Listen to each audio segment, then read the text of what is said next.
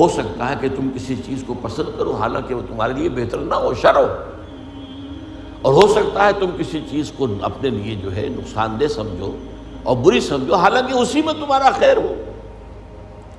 واللہ یعلم وانتم لا تعلمون، اللہ جانتا ہے تم نہیں جانتے۔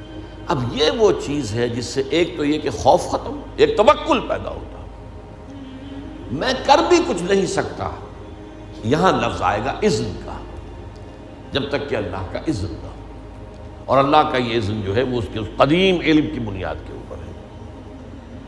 اگرچہ ظاہر بات ہے مجھے چوائس تو دیا ہے، اور اپنے چوائس کے اعتبار سے میں یا مورد الزام ہوں گا اور یا مجھے بدلہ اور ثواب ملے گا، اما شاکرم و اما کفورا۔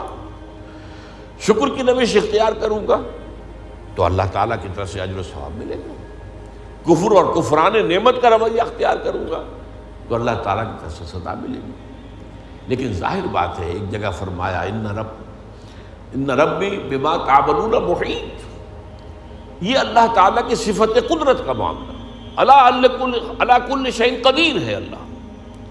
تو جیسا کہ میں نے عرض کیا اس کی قدرت و اختیار کا ایک پہلو وہ تھا جس کو چاہے عذاب دے، جس کو چاہے معاف کر دے، یغفر لمن یشاء ویعذب من یشاء۔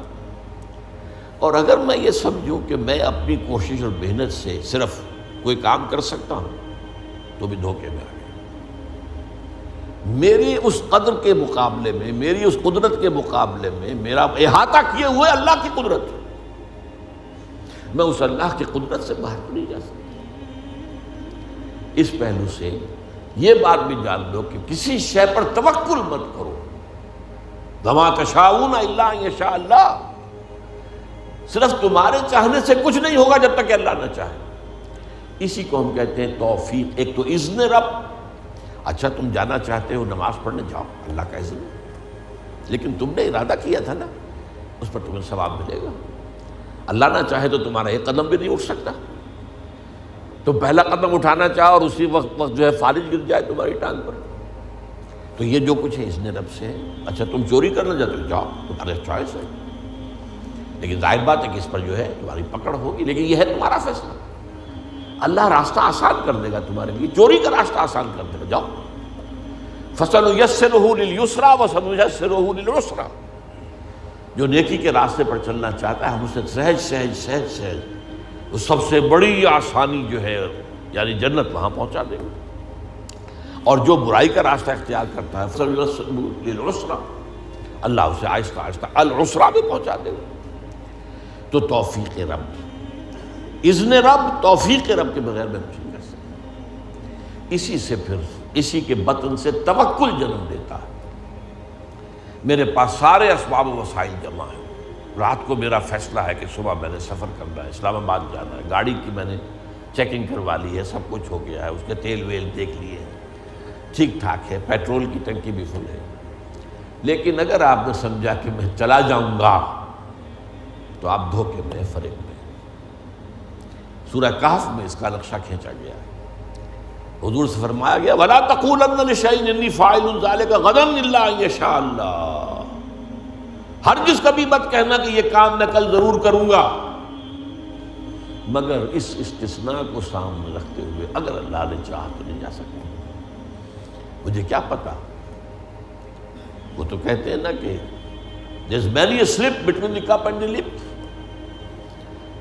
پہلوانا جب پیالہ تمہارے ہاتھ میں ہے جب چاہو پی جاؤ دودھ کو، لیکن اس ہاتھ سے لے کر اس لپ تک آنے میں بہت سے مراحل ہیں، اس میں نہ معلوم کتنی مادی قوتیں جو ہیں، فورسز آف دی نیچر جو ہیں اندر موجود ہیں، ان میں سے کوئی انٹروین کر جائے تو آپ نہیں پی سکتے۔ there is many a slip between the cup and the lip۔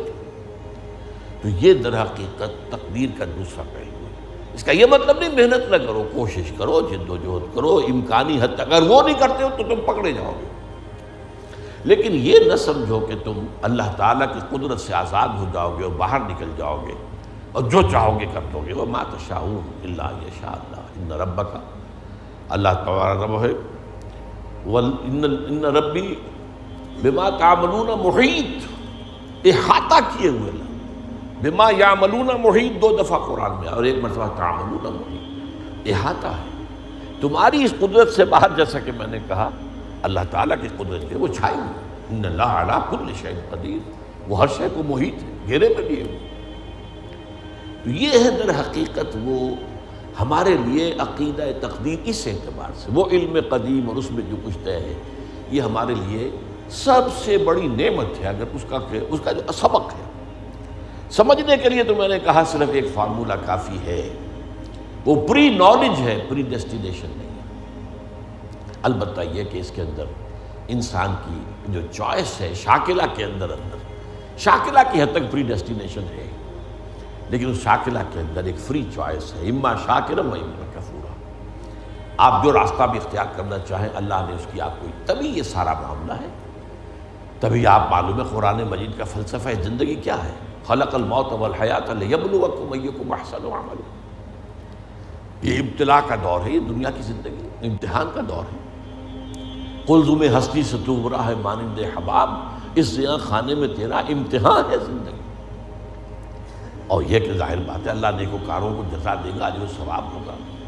اس نے اخروی زندگی میں اس دنیا کے اعمال کے نتائج کا سامان کر رکھا ہے، جس کو کہتے ہیں اللہ تعالیٰ نے اعد لہم نارا سعیرا، یا ایسے ہی الفاظ ہیں، تیار کر رکھی ہے وہ بھڑکتی ہوئی آگ بھی، اور اللہ تعالیٰ نے جنت بھی تیار کی ہوئی ہے، سجائی ہوئی ہے، اور اہل ایمان کے استقبال کے لیے بے قرار ہے۔ اس اعتبار سے یہ عقیدہ ہمارے لیے جو ہے یہ بہت سی چیزوں سے، اس کو بڑے پیارے انداز میں اقبال نے کہا ہے، بروں کشید ز پیچا کے ہست و بود مرا، وقت اقدہا کے مقام رضا کشود مرا۔ یہ اللہ کی رضا پر راضی رہنا، اس نے مجھے کیسی کیسی الجھنوں سے نجات دے دی۔ وہ پیچ و تاب، وہ فرسٹریشن، وہ اندر ہی اندر کا غصہ، وہ اندر ہی اندر صدمہ، وہ مایوسی، وہ بددلی، نجات مل گئی۔ وہ خوف، یہ نہ ہو جائے، وہ نہ ہو جائے، کچھ بھی نہیں ہو سکتا، پتہ تک نہیں ہلے گا جب تک اس نے رب نہ ہو۔ اور میرا رب جو ہے وہ ہر شے پر قدیر ہے، اور میرے رب نے جو بات جو میرے لیے لکھتی ہے وہ جو آئے گی تو مجھے اس کے اوپر کوئی رنج نہیں، کوئی افسوس نہیں، جو بھی آئے